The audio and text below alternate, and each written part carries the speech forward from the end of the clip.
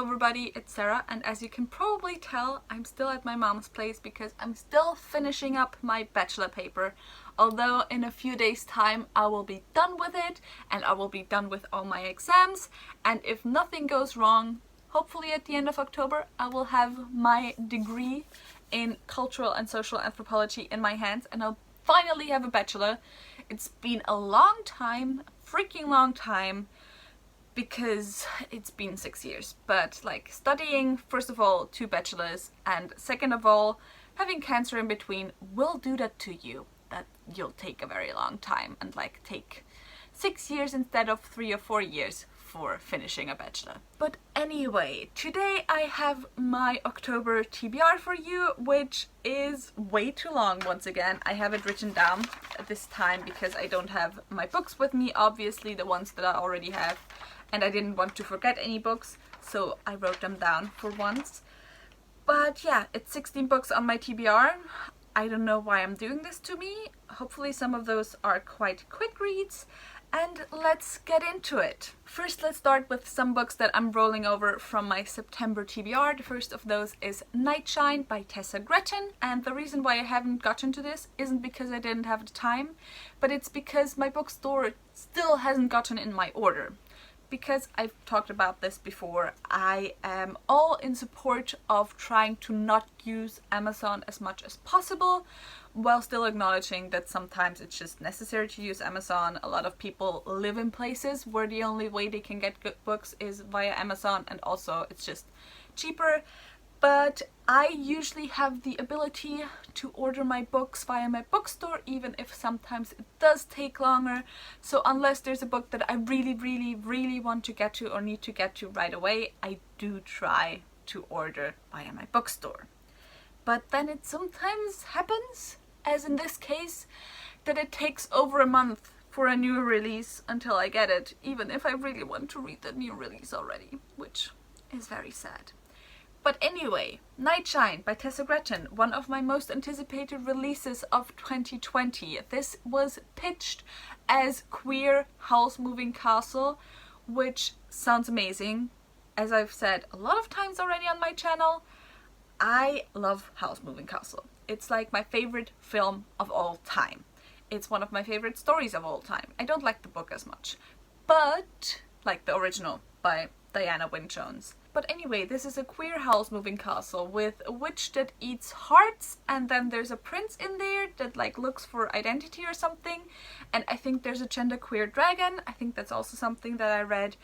And yeah, aside from that, the only thing I know is that I think pretty much every character is genderqueer or transgender or non-binary, and I think every single character is some type of queer, and that just sounds amazing. It sounds like the dream, and I really want to read it. Then I'm also rolling over from September The Silvered Serpents by Roshani Chokshi, which is book 2 in the Gilded Wolves series. It's also one of my most anticipated releases of 2020 and definitely one of my most anticipated sequels. And this series is a historical urban fantasy series that's set at the end of the 19th century. Book 1 took place in Paris, and I think book 2 is going to take place in Moscow. And I think they all, at least book 1, but I think they all follow some type of heist plot and have an ensemble cast that is really amazingly diverse and has a lot of characters that I really fell in love with in book 1, and so I really can't wait to get to this, which is book 2, obviously. The last 2 books I'm rolling over from September are Oathbringer and Edge Dancer. Oathbringer is book 3 in the Stormlit Archive series, and I started my reread of that series at the beginning of July, and now is basically the last month that I can still reread this book and still get to Rhythm of War, which is book 4, by the time it comes out at the beginning or in the middle of November, which fingers crossed I'll maybe get it at the beginning of November, because like Starsight by Brandon Sanderson, my bookstore got in 2 weeks early. So like I complain a lot about having to order books via my bookstore and then not getting to them for a really long time, but every now and again with popular releases we'll get the books like 1 to 2 weeks early, which is amazing. So I gotta get to Oathbringer, I gotta read it. the Stormlight Archive series is kind of hard to explain. It's a 10-book high fantasy, epic fantasy series.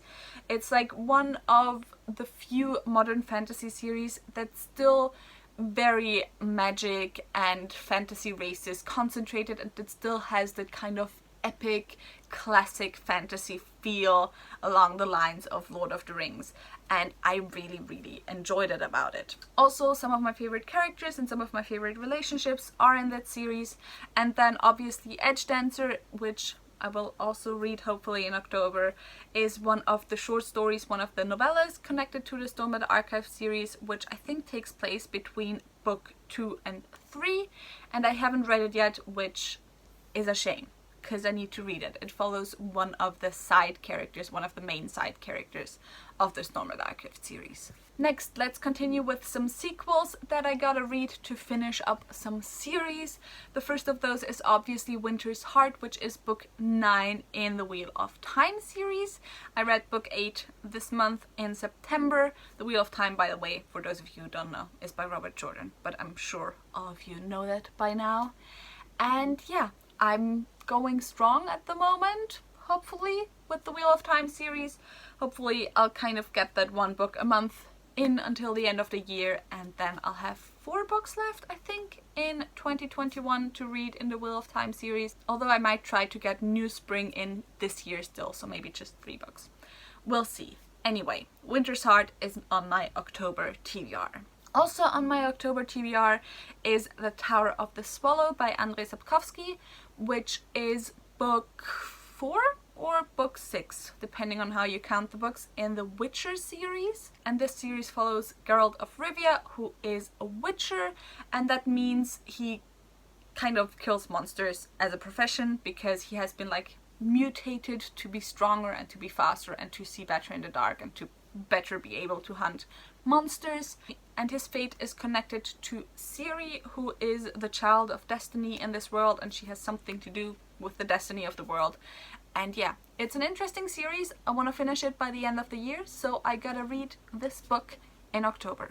Also, I want to read the Ikizar Falcon by K.S. Veloso, which is the sequel to The Wolf of Oranjado by K.S. Veloso also, which I read in September, which I read this month.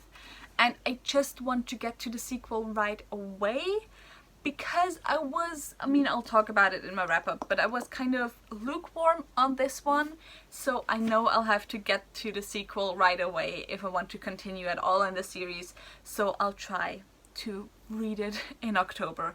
And I've heard positive things though about the sequel, so I hope the sequel is better, or I like it better than the first book.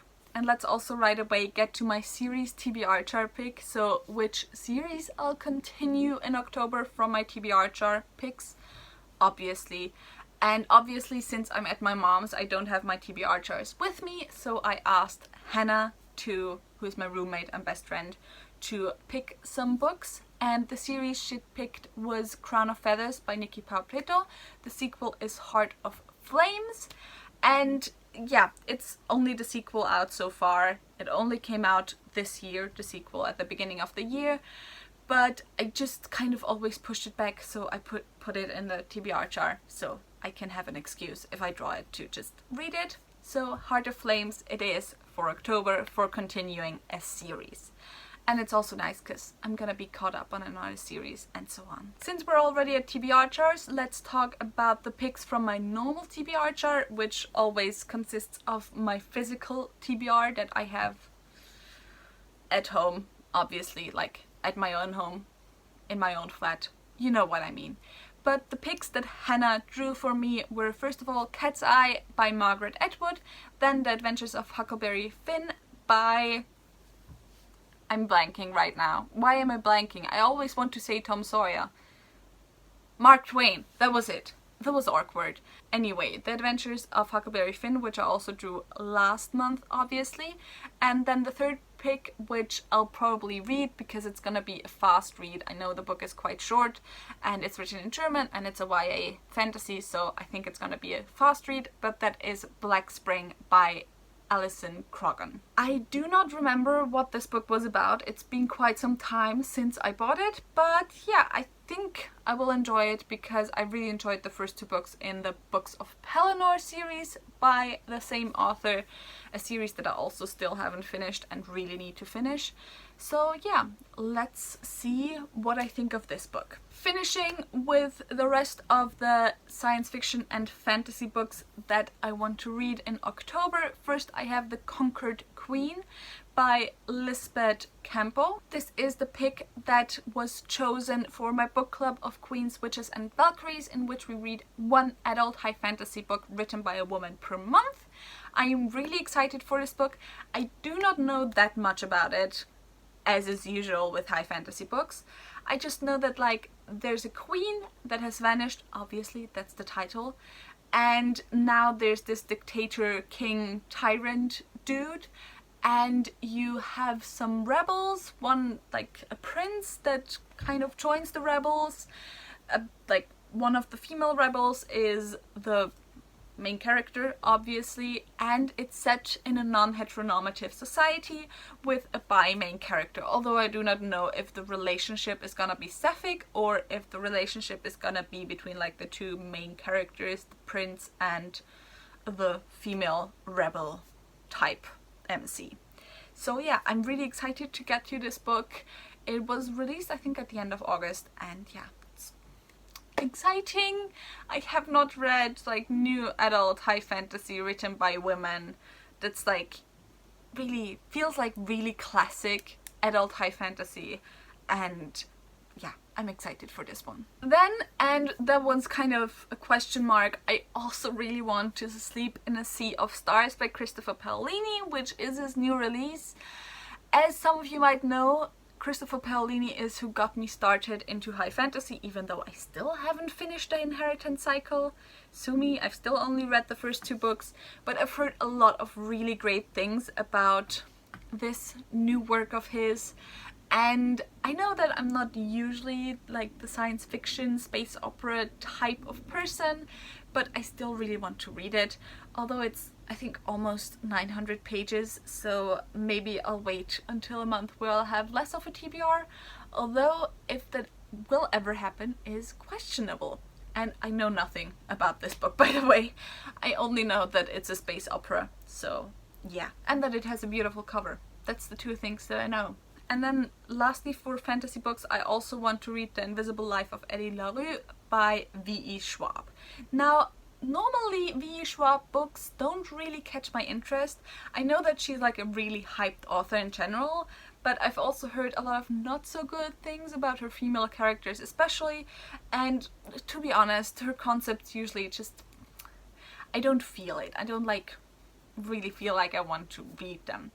However, this one sounds like a Faustian story, and if you know anything about me, you know that I really love the concept and the story of Dr. Faustus.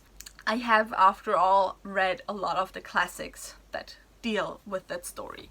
So in this story, you follow a girl or a woman over the course of 300 years, and she made a deal with the devil to live forever. Or a devil. I don't know if it's that devil or a devil. However, the catch is that she will be forgotten by everyone she meets as soon as she like moves out of their sight, I think.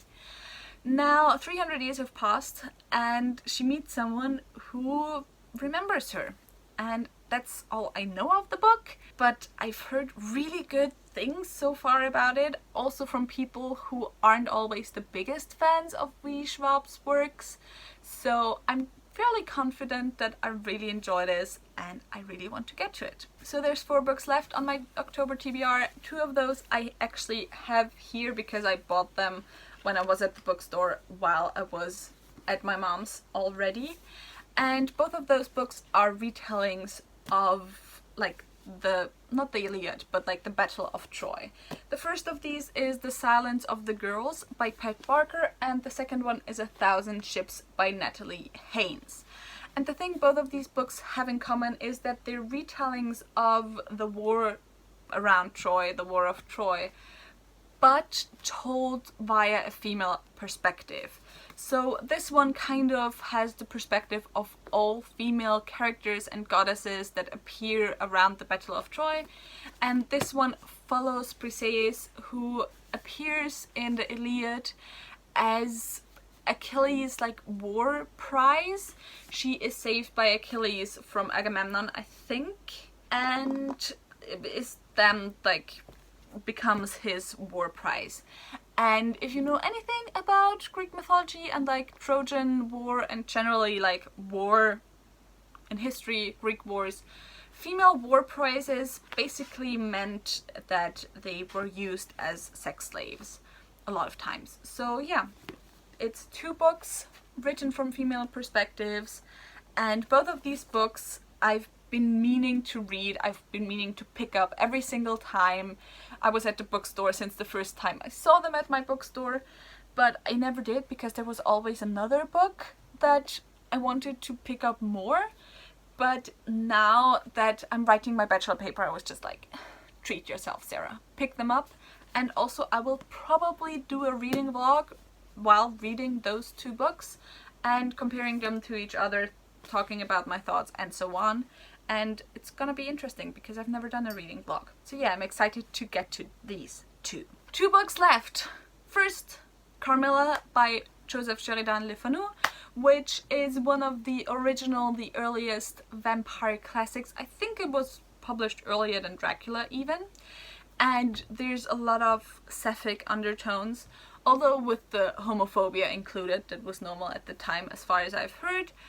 And the interesting thing is, this is set in Styria, so where my mom is from, Austria. Styria is in Austria. It's one of the like parts of Austria, states of Austria. I don't know how you call it. Counties? Is that the right word? Anyway, it's set in Styria. It follows like this young virgin-like girl, and she is visited by a female vampire a bunch of times. And I thought it's a good idea to read this finally in October. And then the last book on my TBR for October is Mexican Gothic by Silvia Moreno Garcia. Now this has caught my eye because of the cover like months ago already. However, I'm not like a thriller, horror, like suspense, crime novel type of person. I have enjoyed some, but it's not something where I'm usually like, yeah, this is what I wanna pick up over other books that I wanna pick up. However, I of course read Gods of Jade and Shadow, by the way, review link down below and up there, at the beginning of September, and after I finished it I just really wanted some more Silvia Moreno Garcia because I absolutely loved her writing. And then I went to my bookstore and saw that it's 25 euros. But then I went to the online website of my bookstore and saw that it's just 15 euros. And so now I finally bought it and it's waiting at my bookstore for me, but I haven't had time yet to pick it up. So yeah, that's that. And that was the last book on my October TBR. Yay! Now I can go back to writing my bachelor paper. I really hope you enjoyed this video. If you did, maybe think about giving me a thumbs up and also maybe subscribing. Tell me in the comments down below what you plan on reading in September, or if you're interested in maybe buddy reading any of the books for September. Also, all the links to my social media as well as all the links to my book club are in the description box down below, so go and check those out as well. And I hope I'll see you soon. Bye!